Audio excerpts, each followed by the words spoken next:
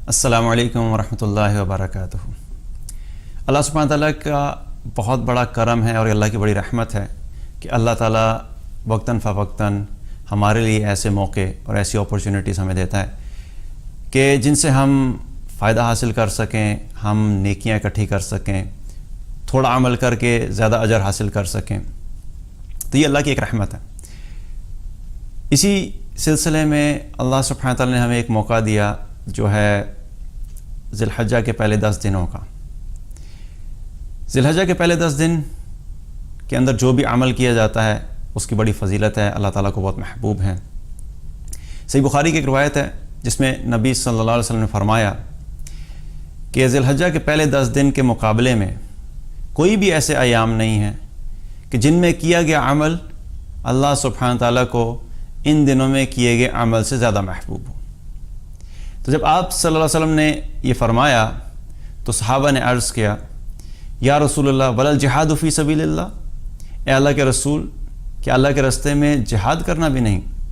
تو آپ صلی اللہ علیہ وسلم نے فرمایا ولا الجہاد فی سبیل اللہ، کہ اللہ کے راستے میں جہاد کرنا بھی نہیں،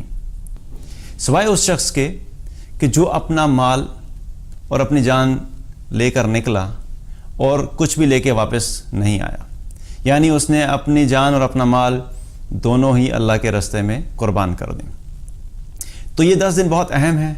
ان 10 دنوں میں جو بھی عمل کیا جائے گا اس کا اجر بہت زیادہ ہے عام دنوں کے نسبت، چونکہ عام دنوں میں جو بھی ہم کام کریں گے، جو بھی اعمال کریں گے، ان کا ایک خاص اجر ہے، لیکن وہی عمل جب ان 10 دنوں میں کیا جائے گا تو ان 10 دنوں میں ان اعمال کا اجر اللہ سبحانہ تعالیٰ زیادہ عطا فرماتا ہے۔ تو ان دنوں میں ہمیں کیا کرنا ہے؟ کوشش کرنی ہے کہ کثرت سے اللہ کا ذکر کریں، کیونکہ جو ذکر ان دنوں میں کیا جائے گا اس کا اجر عام دنوں میں کیے گئے ذکر سے زیادہ ہے۔ اور ذکر میں بھی خاص طور پہ اللہ کی بڑائی کا بیان کرنا، تکبیرات کا پڑھنا، اللہ اکبر لا الہ الا اللہ واللہ اکبر وللہ الحمد، یہ تکبیرات ہیں، ان کو کثرت سے پڑھا جائے۔ اور اس کے علاوہ بھی جو بھی اذکار کرنے ہیں ان کی جو عام دنوں میں جتنا ہم ذکر کرتے ہیں ہمیں اس عام دنوں کی نسبت ان دنوں میں ذکر کو زیادہ کرنا ہے۔ اسی طریقے سے نفلی نمازوں کا اہتمام، نوافل پڑھنے کا اہتمام، عام دنوں میں جتنے بھی نوافل پڑھتے ہیں کوشش کریں کہ ان دنوں میں نفل نماز کو بڑھا دیا جائے، کیونکہ نفل نماز پڑھنے کا بھی اجر ان دنوں میں عام دنوں کی نسبت زیادہ ملے گا۔ اسی طریقے سے نفلی روزہ رکھنا، کوشش یہ کی جائے کہ پہلی ذی الحجہ سے لے کے 9ویں تک جو 9 دن بنتے ہیں ان 9 دنوں میں روزہ رکھ لیا جائے۔ اگر 9 دن روزہ رکھنے کی استطاعت نہیں ہے یا 9 دن روزہ رکھنے میں کوئی مشکل ہے تو اپنی خوشی سے جتنے دن روزہ رکھ سکتے ہیں روزہ رکھ لیجئے۔ اور میں خوشی سے اس لیے کہہ رہا ہوں کیونکہ نفلی عبادت کا مقصد یہی ہوتا ہے کہ انسان اپنی خوشی سے اللہ کی رضا کے لیے کوئی عمل کرنا چاہتا ہے جو کہ ایکسٹرا ہے، کیونکہ فرض تو کرنا ہی کرنا ہے، لیکن نفل وہ ہے کہ انسان اللہ تعالیٰ کی ایکسٹرا خوشنودی حاصل کرنے کے لیے، اللہ کی رضا حاصل کرنے کے لیے کچھ ایکسٹرا عمل کر رہا ہے جو کہ فرض کے علاوہ ہے۔ تو خوشی سے جتنے روزے رکھ سکیں وہ آپ رکھ لیجئے، کیونکہ یہ روزے فرض نہیں ہیں،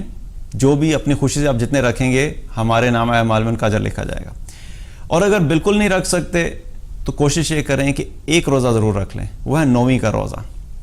کیونکہ اس ایک روزے کے بارے میں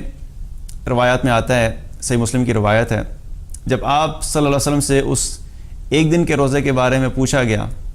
تو آپ صلی اللہ علیہ وسلم نے فرمایا یکفر السنۃ الماضیۃ والباقیہ، کہ اللہ تعالیٰ اس ایک دن کے روزے کی وجہ سے پچھلے 1 سال کے اور آئندہ آنے والے 1 سال کے گناہوں کو معاف کر دیتا ہے۔ تو وہ ایک دن کا روزہ ہمارے پچھلے 1 سال کے گناہ اور آئندہ آنے والے 1 سال کے گناہوں کا کفارہ بن جاتا ہے۔ تو اس سے مراد جو ہے وہ صغیرہ گناہ ہیں، اللہ تعالیٰ ہمارے 1 سال پہلے کے اور 1 سال آئندہ آنے والے 1 سال کے صغیرہ گناہوں کو معاف کر دیتا ہے۔ کبیرہ گناہوں کے لیے توبہ لازمی شرط ہے۔ اور یہ بھی بہت بڑی سعادت ہے کہ ایک دن ہم نے روزہ رکھا تو پتہ نہیں کتنے ہی صغیرہ گناہ تھے جو ہمارے علم میں بھی نہیں ہے، جو ہم نے پچھلے سال کیے، اور اس سے بڑھ کے اللہ کی رحمت کیا ہے کہ ابھی آئندہ 1 سال جو آنا ہے